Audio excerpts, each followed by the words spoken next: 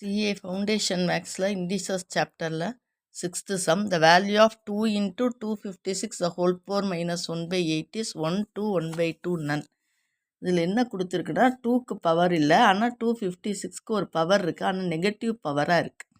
இப்போ இதை பாசிட்டிவ் பவராக மாற்றணும் அப்படின்னா இது வந்து மல்டிப்ளிகேஷனில் இருக்குது, கீழே டிவிஷனில் வந்து 256 ஹோல் பவர் 1/8 வந்துடும். அப்போ இந்த நெகட்டிவ் பவர் வந்து பாசிட்டிவ் பவராக மாறிடும்.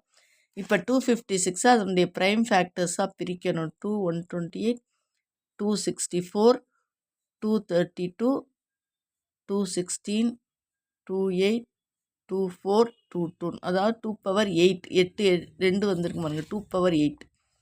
அப்போ இது எப்படி எழுதலாம்? 2 பவர் 8 த ஹோல் பவர் 1/8ன்னு எழுதலாம். இந்த 8 அடிபட்டுரும். அப்போ 2/2 2/2ஓட answer 1. 2 into 256 the whole power minus 1/8ஓட ஆன்சர் வந்து 1.